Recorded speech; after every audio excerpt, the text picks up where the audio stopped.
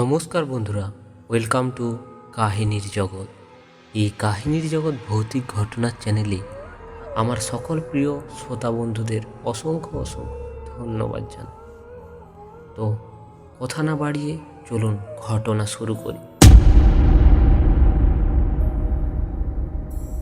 লোকেরা ভাবে গল্প শেষ হয়ে গেছে, কিন্তু কিছু গল্প আছে যে গল্প শেষ হওয়ার পর আসলেই শুরু হয়। রাহুলকে সেই রাতের পর গ্রাম্য ডাক্তারি চিকিৎসায় ঠিক করা গেলেও তার মনে সেই রাস্তা আজও জাগ্রত দুঃস্বপ্ন।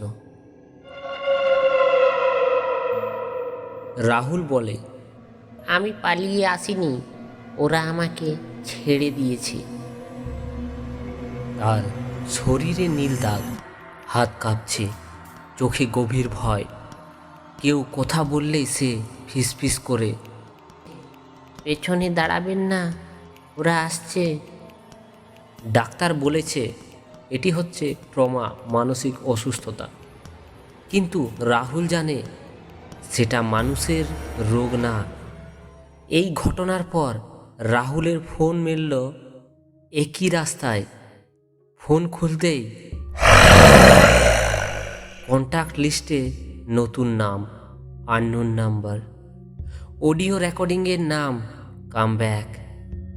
রাহুল প্লে করল, শুনতে পেল, তোর আসল রাস্তা এখানেই শেষ হবে।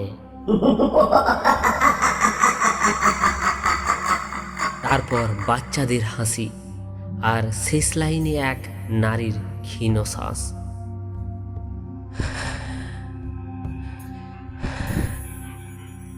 আমাদের ফিরিয়ে দাও আমাদের। রাহুলের চোখ ছলছল করে উঠল। একটা পুরো স্মৃতি মনে পড়ল, তার ছোট্ট বোন মিনি। সে দুর্ঘটনায় মারা গিয়েছিল ঠিক এই রাস্তায়, যখন রাহুল ছিল মাত্র 12 বছরের। গ্রামের মুরব্বী তাকে ডাকলেন এক বৃদ্ধ সাধক। তিনি শান্ত গলায় বললেন, যে বৃদ্ধাকে দেখেছিস, সে ছিল এই রাস্তায় মারা যাওয়া শ্মশান কুঠুরে। তার কাজ মৃতদের পথ দেখানো। বাচ্চাদের হাসি শোনা যাচ্ছে চারিপাশে। বৃদ্ধ বললেন, ওই রাস্তায় শিশু আত্মার সংখ্যা সবচেয়ে বেশি বাবা, তার জন্য ট্রাক বাইকের দুর্ঘটনা বেশি হয়। রাহুলের বোন মিনি, সেও তাদের একজন। হঠাৎ রাহুল চিৎকার করে উঠল,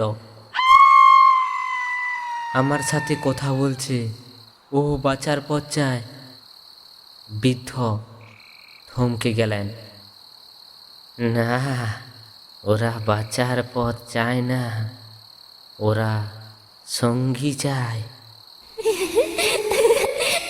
বৃদ্ধ জানান, দীর্ঘদিন আগে এই রাস্তায় একটি গোপন গর্ত ছিল, যেখানে অপরাধীরা লাশ ফেলে দিত। রাগ, অভিমান, অসমাপ্ত আত্মা সব মিলে সৃষ্টি হয়েছে এক অভিশাপ। যে কেউ সেই রাস্তার পথে পা বাড়ায়, ওরা তাকে নিজেদের মধ্যে একজন করে নিতে চায়। পরদিন রাত রাহুলের ঘর অন্ধকার হয়ে গেল। বাতাস থেমে গেল, দরজা জানালা বন্ধ। কিন্তু বিছানার পাশে দাঁড়িয়ে এক ছোট্ট মেয়ের ছায়া। চেনা গলায় সে বলল, দাদা ভাই,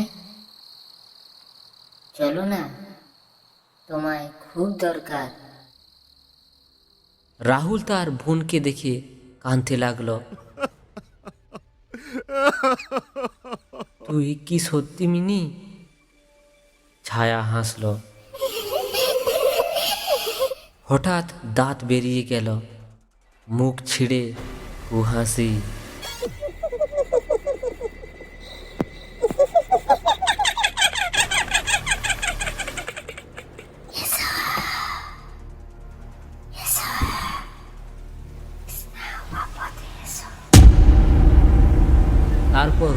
আয়নায় দেখা গেল সেই বৃদ্ধ চোখ ছাড়িয়ে বেরিয়ে আসছে।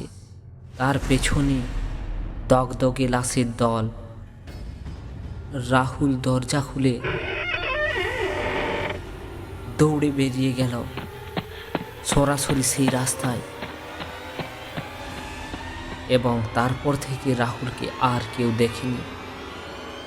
লোকেরা বলে রাত হলেই ওই রাস্তায় এখন দুজন পথ দেখায়, বৃদ্ধ আর রাহুলের ছায়া।